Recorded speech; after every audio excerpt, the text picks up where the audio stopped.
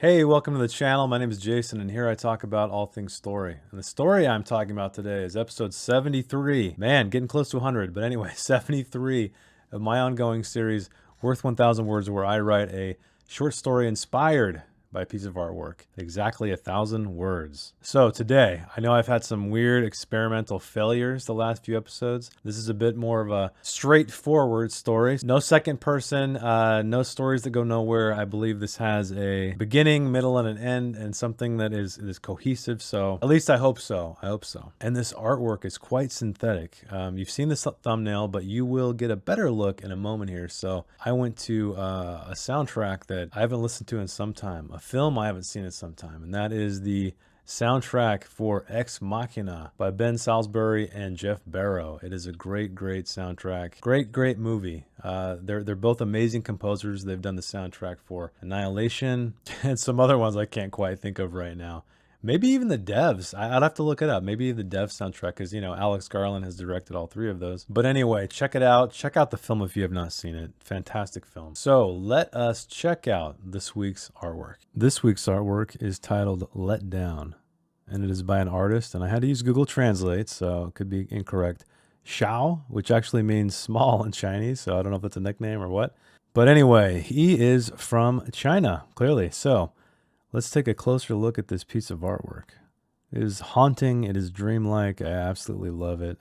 His entire portfolio is very similar to this work. He has kind of like these blown out color palettes, which I really enjoy. But anyway, we have this figure sort of submerged into this, I don't know, some kind of like sci-fi paneling or something, with the sun just drenched over him.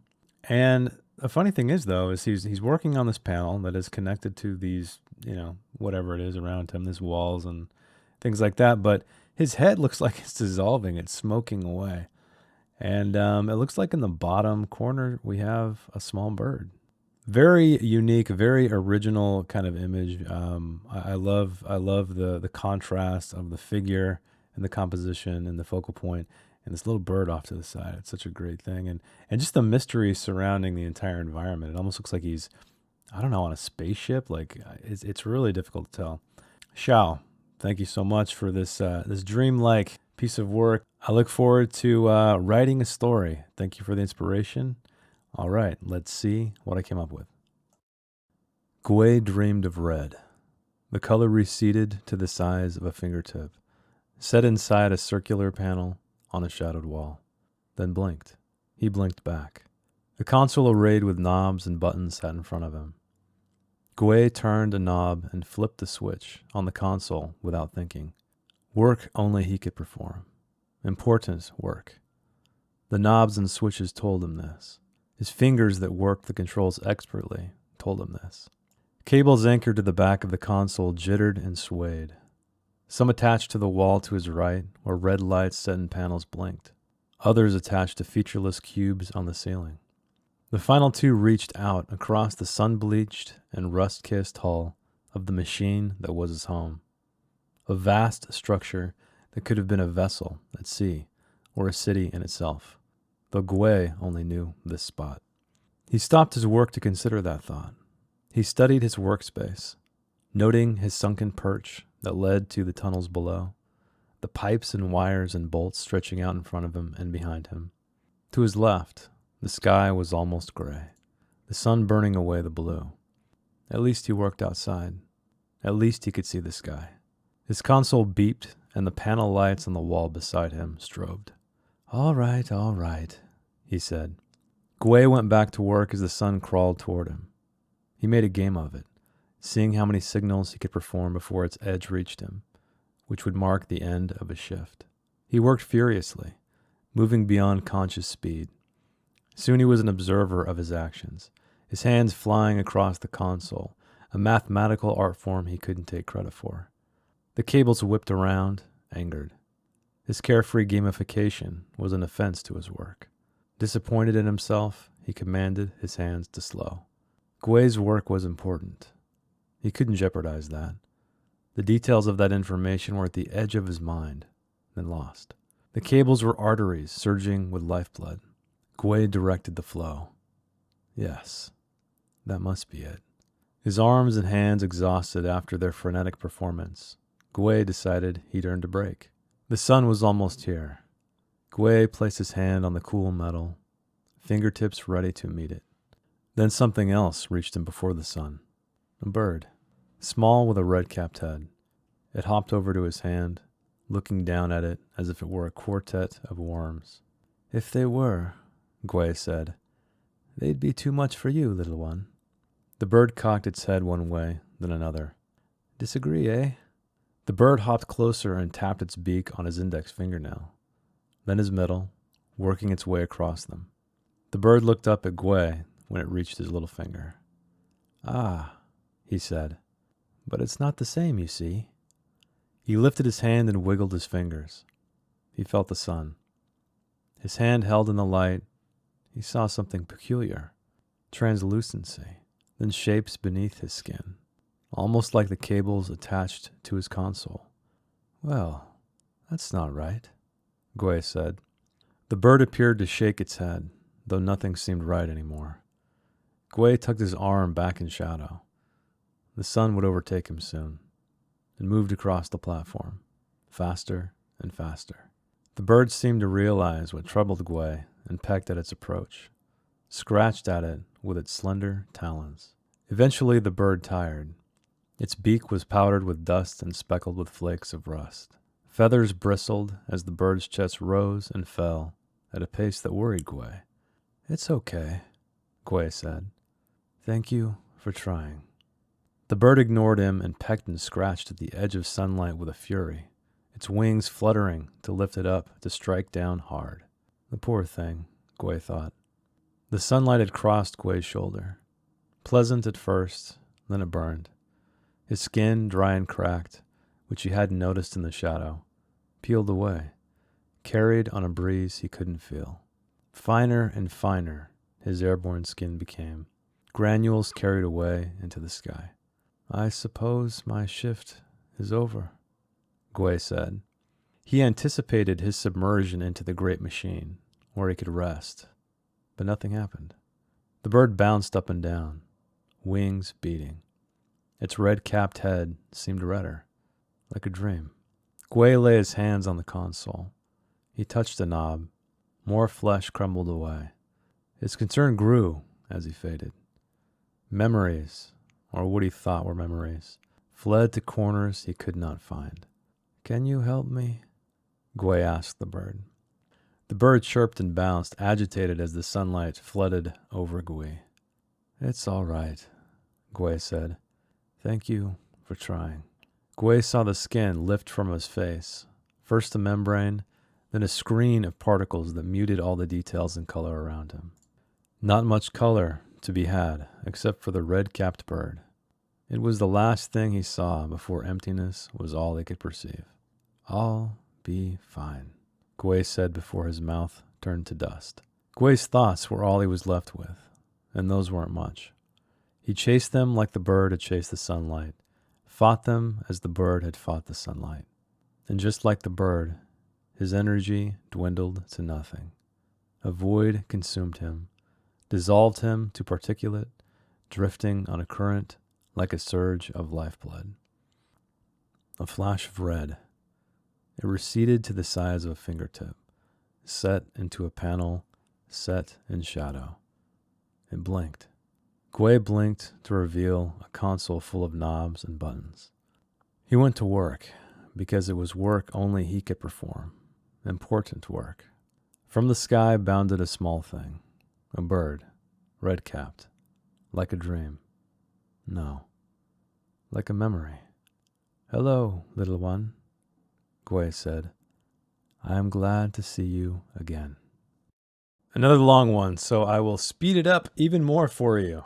So, Gui, it means ghost in Chinese. I think it's obvious why I chose that name, because we have a bit of a ghost on our hands, or someone who looks like a ghost. Names are always a difficult thing. I like to put meaning in them, and I know while that one's obvious, hopefully it was disguised by the fact that most, if not all of you out there are not native Chinese speakers. So there it is. This one was interesting. So this one, I imagined, as you know, now you know how the story unfolded. We have this character, this guy. I just pictured him as sort of this blue collar worker of some kind, almost an android, some kind of manufactured being that is just forced to work on this panel, work outside, repair things. I have no idea what he's doing. The sort of the turning point for me in looking in this image is the way the sun is shining down. It has this very just bleached look to it, a very bright look to it, and it appears as if as the sun hits him, he's kind of just dissolving away.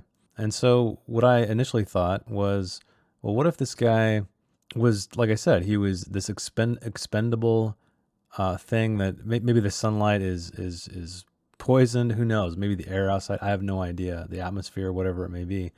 But that would be kind of his reset mechanism. He is essentially dissolved as soon as the sun comes out, and then once he's in shadow again, his shift resumes, or maybe not his specifically, but the entity that he his consciousness, quote unquote, exists in.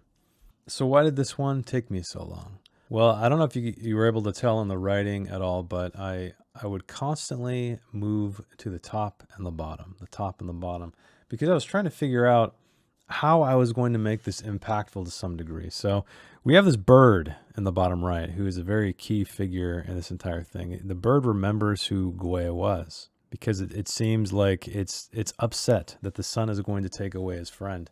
But Gue doesn't understand it. He doesn't really have a memory. I kind of hint at little things here and there of where, maybe why does he know this stuff? Why does he know this work's important? Why does he know only he can do it? Why, he has these implants, I guess you could call them, that just give him facts, or at least what he perceives as facts. And when I first wrote this, I think there's two ways you can do this. You can have it sort of he reboots every day, or he forgets when he reboots, or he remembers. And I thought maybe if I were to take that concept and think like, okay, well, what happens if he has a scrap of a memory, right? So he knows this bird is frustrated, it's seemingly frustrated when the sun crosses too far. I mean, the bird is literally attacking the edge of the sun as it coasts across the surface, trying to stop it because he wants to hang out with his little friend and peck at his fingers apparently. And so I went back and forth quite a bit with that concept. And when I first ended the story, I was trying to figure out a loop. I originally start with describing the scene as I normally do, and we see these lights off to the side that I just imagine blinking at him. And so I use that as a device to carry through the entire thing. And tonally, they match up. There's different things that kind of match, like the cables coming out of his console, the lights in the back, the little bird in the bottom corner here. So that's an interesting relationship. And so I decided to use that. I used the blinking light to remind him of the bird, and then also I used kind of it in metaphor as a repetition, using the cables to sort of signify his transition, his transformation is probably a better word for it. Sort of, his consciousness being put into a new body. And, at the very end, he realizes exactly who this little bird is. And there's that moment where, you're like, oh, finally, I'm glad he remembers. Maybe some of the things I could have done better, which I'll talk about hopefully in a more brief way toward the end. But, conveying the fact that Gue wasn't remembering things. It is in there, but it could have been clearer, perhaps, could have been hammered down a little bit more.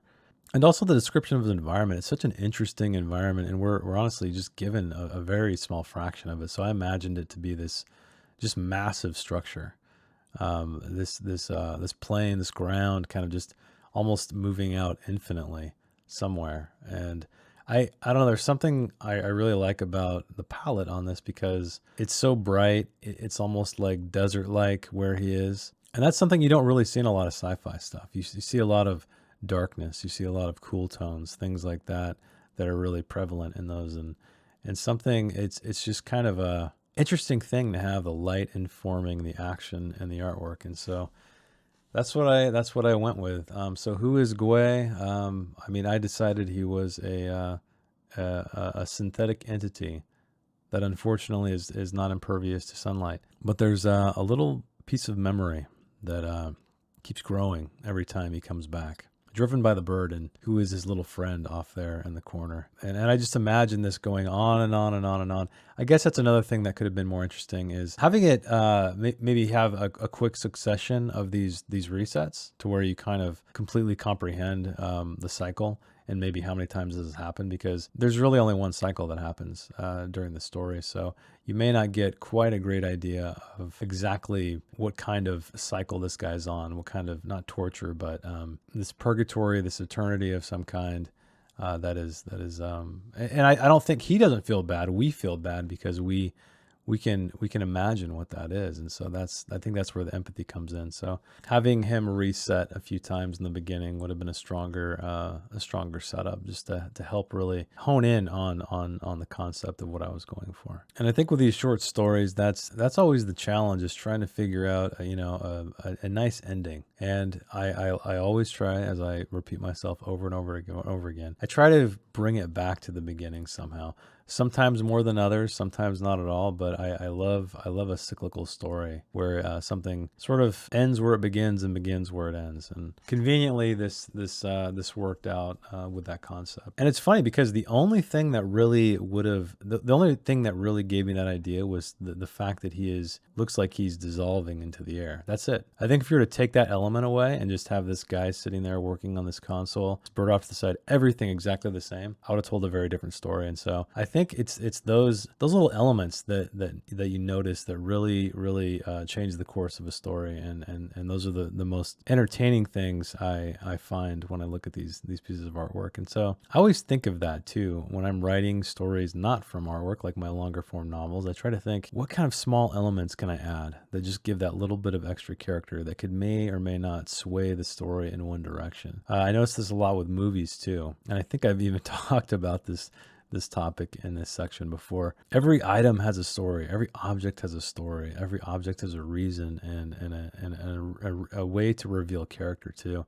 And I've read some books where they say that your protagonist should always have some kind of artifact, some kind of icon that they hold on to, like this. I don't want to say it's a MacGuffin because that's a plot device, but something that identifies them, that maybe they go to for comfort or something like that. And so I'm always trying to think of small things, but less so to that degree, and more like, how can these things reveal character? Because a lot of times we think of, when we're talking about character, we think of past traumas, which are very, very key. I believe every protagonist needs to have some kind of trauma. That's why and if you actually go back in novels, if you go back in movies you like, you'll see that. You'll see that there's always some kind of trauma. It doesn't have to be like, their children have died or their family has died or anything, crazy, but some kind of trauma, because otherwise they're not, that's what makes them imperfect. But outside of that, outside of the experiences, when we're writing characters, we think of traumas. We think of, okay, why are they the way they are? Is it their profession? Is it things that happen to them over the course of their life? What defines the character? And sometimes objects define a character, or they can do sort of another second layer of work for you, right? Depending on what someone's room looks like, depending on what kind of car they drive, depending on what kind of clothes they wear. All of these things reveal character, and sometimes I forget about that. A lot of times I forget about that, because, and that's one thing that's been very illuminating for me, writing stories based on artwork, is that I can see an image, right? I can see the details of this image. I don't have to imagine it. It's there. I do have to imagine the story. I do have to imagine the context. I do have to, craft, some kind of a narrative around what I'm seeing, because, it's just an image. It's not like a comic book strip where you can, go from panel to panel and then, glean a story. It's just like a snapshot. Because, and I think that's another thing too, is I really like to try to write as visual as I can. I don't always, of course. We all have our good days and our bad days, but I think it comes from my love of film too. I try to telegraph things in such a way that where they're cinematic, where they're visual, where they move, light on exposition as much as I can, light on just, narrative description, or lighter, slow down, speed up, slow down when it's important, speed up when it's less important. The lesson I learned in this one is that, how much power a single element can have to change the course of a narrative. In this case, it is his head dissolving and his arms dissolving, his body dissolving in the sunlight as it passes over him. Without that element, we would, as I said, have a very different story. So something to think about. Welcome to the End Reviewer. I am so glad you made it. This is where I talk about my final thoughts, what I liked, what I didn't like, maybe what I learned. We had a man named Gwei. Well, I shouldn't say a man, a synthetic entity that would dissolve upon the sunlight hitting him. And, we found out that there was some bit of his consciousness that would follow him back when he was reassembled again, or at least the entity that was performing his duty was reassembled. And that connective thread essentially was our little bird in the bottom hand corner. And luckily, color-wise, there was things I could link to other objects in the scene. And I told myself I really needed some kind of focal point for Gwei, something that would trigger a memory. And I used the bird for that. So that is where that came from. So what did I like? Well, I finally told a story that I'm more or less happy with. There's a lot of things that could be improved. I talk about that in detail in the writing section. But, it has an ending. It has a beginning. There is a conclusion that you can say, okay, I see what you did there. That's all we can ask for, right? At the very least, anyway, with telling a story, is telling something that actually feels like it goes somewhere, even though it is a small pocket of time. And it's funny, it kind of reminds me of just like, an old man having a conversation with a bird, like at a park somewhere. And I was really trying to channel that interaction a little bit. I don't think I did where, in effect, old guys in parks, typically will feed a bird bread or something like that. There was nothing like that. That might have been interesting. But I didn't see any food displayed whatsoever in the picture. But again, it always works out that way. The more I talk about this, when I think aloud about these stories, other ideas tend to manifest. But what didn't I like? Well, like I talked about in the writing, I think maybe it wasn't very clear that this was a repetition, that this happened often. And I think what I could have done is, in the beginning, had a couple of these cycles. And you've seen it in film. Just to try to hammer that idea in your head, reinforce it over and over again until you understand what's going on. So I could have had a few very, very short scenes of Gwei doing this over and over and over again, being rebirthed, so to speak, until finally, he has something to hold on to. And he remembers the bird, because up until that point, he has always forgotten. So that would have made a stronger story, I think. I don't know. You tell me. Do you think it needed it? Do you think it stands on its own? Because I tend to criticize my work to death. Another thing I learned, I think, while I was talking out loud on the writing, is the one thing that really turned this image for me, that made it unique, was the fact that he was kind of dissolving away. His head looked like it was floating away into dust. And you take that one element out completely, very, very different story. Right? If you had some kind of robotic and some kind of synthetic man sitting there working, without the fact that we see this bright sunlight beating down on him and his head is literally dissolving away, very different story. And so I think in your own writing, when you're trying to establish character, try to think of little things like that may seem out of the ordinary, that really put a unique spin on what you're trying to say, or at least a unique spin on your character. You never know. These small, seemingly insignificant items in your story could not only inform character, but really push the narrative in some way. So, and I know it's kind of difficult because, as I also said, when I'm looking at this art, I have the luxury of seeing all of this stuff, right? It's literally painted before me, and so I can try to form a story based on that, where as when we're all writing our own stories or longer form novels or whatever it is we're writing, we don't have that luxury. Everything is coming from our imagination. And so sometimes we just don't spot those, right? Because they're not there. We didn't have someone else sort of plant them, essentially. So I should do this. You should do this. I used to do it a little bit in the past, but try to find imagery on the internet that maybe is like location scouting. So, if you have, let's say, a character living in a house or an apartment or something like that, look up apartment photos on Google Images, and maybe there'll be an item in there, right? Now, this isn't going to be like you trying to create a 1,000-word short story or anything like that, but you might see something sitting on the windowsill, sitting on the coffee table, that could inform your story, could inform the character. So knowing that, I need to start doing that again. I felt like it helped me a lot in the past, and really writing stories informed, inspired by artwork has brought that to my attention yet again. So if you want to support the channel, give me a like if you liked the video, subscribe for story-related content. You can also support me by buying my books. They're down in the description below. I have a new one out. It's called A Song for the End of the World. It is a post-apocalyptic tale. So keep reading, keep writing, and I will see you next week. Thanks. Bye. If you'd like to read the story in its non-video format, check the link in the description. I didn't edit anything else, promise. Thanks again.